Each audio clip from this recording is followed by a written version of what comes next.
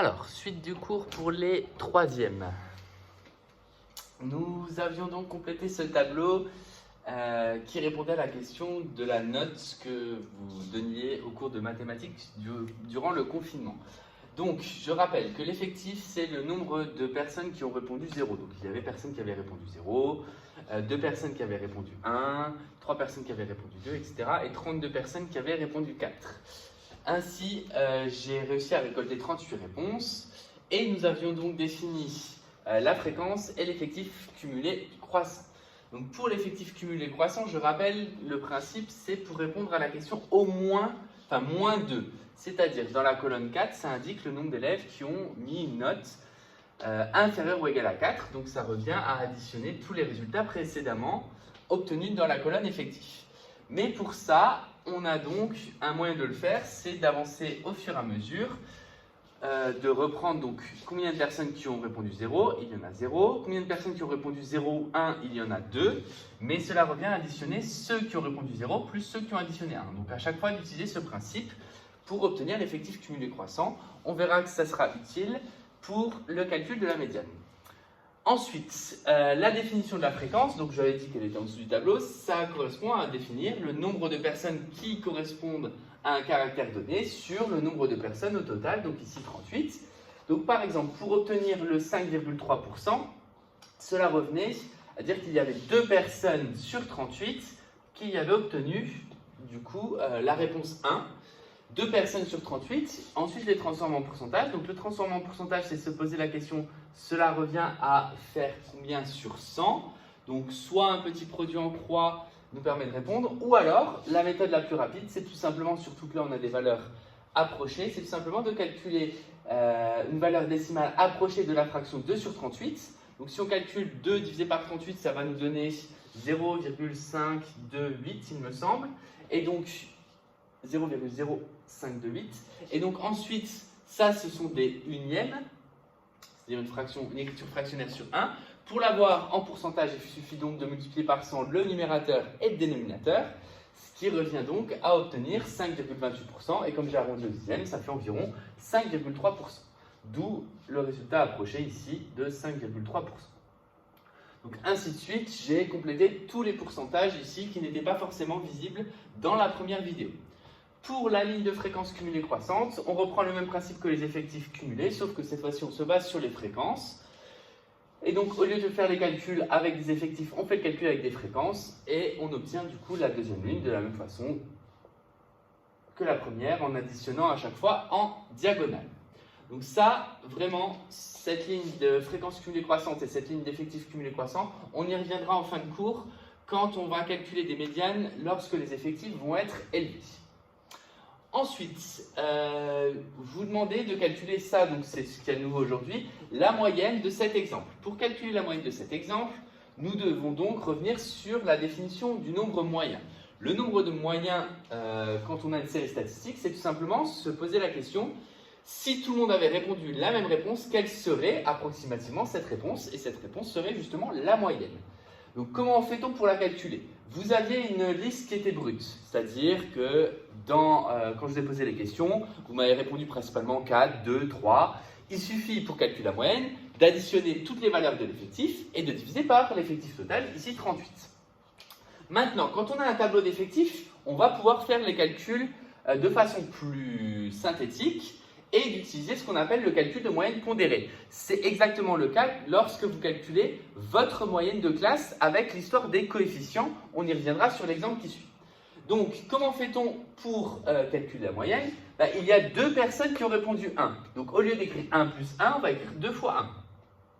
Puisque 2 personnes ont répondu 1. Il y a 3 personnes qui ont répondu 2, donc plus 3 fois 2. Ça revient à additionner 2 plus 2 plus 2. Donc là, on revient sur la définition de la multiplication qui est donnée en primaire.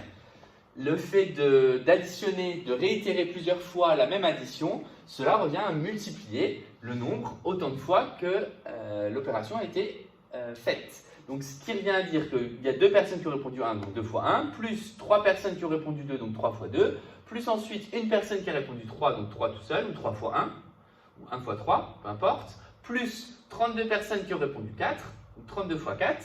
Ce total-là, il est prioritaire puisque je dois le calculer, je suis censé le calculer d'abord l'effectif, donc la somme totale, et le diviser ensuite par 38, ce qui va donc me donner, en prenant la calculatrice, donc ça donne 2 plus 6 plus 3 plus 32 fois 4, le tout divisé par 38 réponses, ça me donne environ 3,65, 66 même. Donc ce qui veut dire que vous attribuez sur une note sur 5 à une note sur maths, si on arrondit au supérieur environ 4, mais sinon environ 3,5, 3,6 de moyenne au cours que je vous produis, ce qui évidemment n'est pas terrible. Donc, en termes de signification, si tout le monde avait répondu la même valeur, la réponse aurait été 3,66.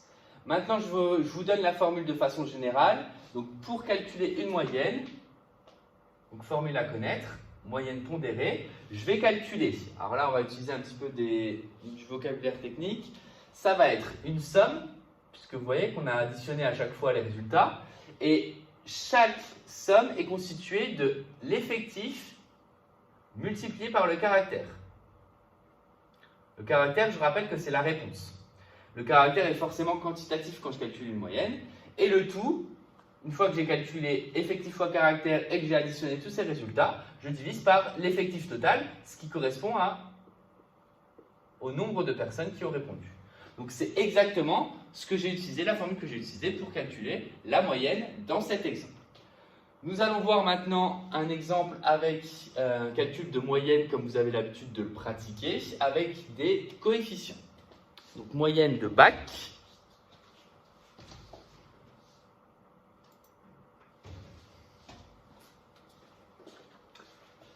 Donc voici les notes d'un élève sur quelques matières obtenues au bac. On se pose la question, cet élève a-t-il eu le bac? Pour savoir ça, on a proposé donc les différentes matières. Donc différentes matières qui pourraient être un caractère qualitatif puisque la réponse correspond à des mots. Mais ce sont bien les notes qui sont étudiées. Donc là, c'est bien un caractère quantitatif. Donc on peut calculer la moyenne. Le coefficient en dessous signifie le poids qu'on va accorder par exemple, au français. Un coefficient 4 signifie que la note va compter 4 fois. Donc en fait, le coefficient, c'est exactement la même chose que l'effectif dans le tableau précédent. C'est comme si cet élève avait, en français, obtenu 4 fois la note 8. Donc c'est ce qu'on va faire pour calculer la moyenne. Évidemment, les maths prépondérants, parce que ça reste la matière la plus importante, histoire, anglais et allemand. Donc, pour calculer cette moyenne, je vais donc calculer la somme effectif fois caractère, le tout divisé par l'effectif total. Et donc, je me rends compte tout de suite qu'il manque le total. Le total, c'est quoi? C'est ce qui correspond à la ligne effective, donc coefficient total. Donc, s'il n'apparaît pas dans un tableau, je vous conseille toujours de le rajouter. Donc, la somme des coefficients, quand on calcule une moyenne, c'est ce qui correspond à l'effectif total. Ici, j'ai donc 4 plus 9 plus 2 plus 1 plus 2. Ça fait 13, 15, 16, 18. 13, 15, 16, oui, c'est ça, 18. Donc, pour calculer cette moyenne, je dois donc calculer 8 fois 4, parce que ça revient à avoir 4 fois la note 8, plus 9 fois 14, c'est comme si la note en maths était présente 9 fois, plus 2 fois 7, plus 1 fois 14, plus 2 fois 6, le tout divisé par 18. Attention, ce 18-là, j'ai fait le calcul oralement, je l'ai rajouté dans le tableau. Si vous, sur une copie, apparaît juste 18 sans aucune justification, évidemment, ça serait des points en moins. Donc là, on reprend notre calculatrice. Moi, ce que je vous conseille de faire, pour faire ce type de calcul, soit vous mettez la calculatrice en mode fraction, et vous calculez tout le numérateur, vous marquez le dénominateur et vous appuyez sur Entrée, ou alors, parce qu'il va falloir y avoir une histoire de priorité, vous calculez d'abord le numérateur et seulement ensuite vous divisez par le dénominateur. Donc 8 fois 4, 32, plus 9 fois 14, plus 2 fois 7, plus 1 fois 14, plus 2 fois 6. J'appuie ensuite sur Entrée, ça me fait un total de 198, le tout divisé par 18. 198 divisé par 18, de tête, ça fait 11. Donc, ça veut dire que cet élève a obtenu 11 de moyenne au bac. Je vous rappelle que pour avoir le bac, hormis cette année où il le donne à tout le monde, et ça va être pareil pour le brevet, 11 de moyenne, pour avoir le bac, il faut avoir au-dessus de 10. Donc là, 11 de moyenne. La question, est-ce qu'il a obtenu le bac? La réponse est oui.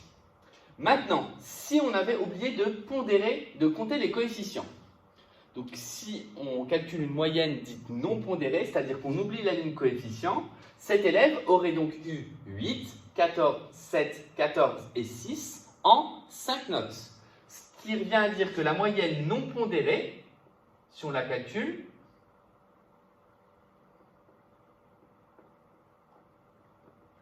est égale à 8 plus 14 plus 7 plus 14 plus 6, le tout divisé par 5, ce qui va nous donner 22, 29, 39, 43, 49,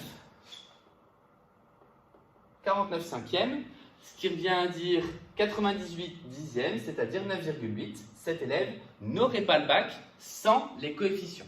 Donc vraiment, soyez très très vigilants. Quand vous voyez une ligne effectif, il ne faut pas l'oublier quand on calcule la moyenne. Et effectif égale coefficient quand on parle de moyenne générale. Voilà ce qui résume un petit peu ce que vous devez savoir dans cette première partie sur un exemple de cas discret. Donc, une enquête statistique, on va poser, si je résume un petit peu, une question à une population. Cette population va donner des réponses. Donc là, en l'occurrence, les réponses, c'était des nombres, d'où la réponse est un caractère quantitatif. Discret, je vous rappelle la différence entre discret et continu, puisqu'on va le voir juste après. Un caractère discret, c'est que toutes les réponses des nombres ne sont pas possibles. La question, pour s'en rappeler, le plus simple, c'est de penser au nombre de chats que vous avez. Vous ne pouvez pas répondre 2,5, c'est-à-dire que la réponse est bien un nombre, mais entre 2 et 3, il n'y a pas de réponse possible. Là, pour les notes, on pourrait considérer que toutes les notes sont possibles, mais généralement, notamment lors des examens, les notes, la précision, c'est de 0,5, voire à l'unité, quand on doit arrondir. Donc du coup, toutes les notes ne sont pas atteignables, donc il y a des trous entre les réponses. C'est ce qu'on appelle un caractère discret. Donc ça, c'est la première chose. Ensuite, il faut être capable absolument, si je vous donne une liste de notes, de le ranger dans un tableau d'effectifs comme on l'a vu. Il faut être capable de calculer des fréquences cumulées croissantes, des effectifs cumulés croissants, et enfin, des moyennes. Maintenant, on va s'attaquer à un caractère continu dans l'exemple qui va suivre dans la prochaine vidéo.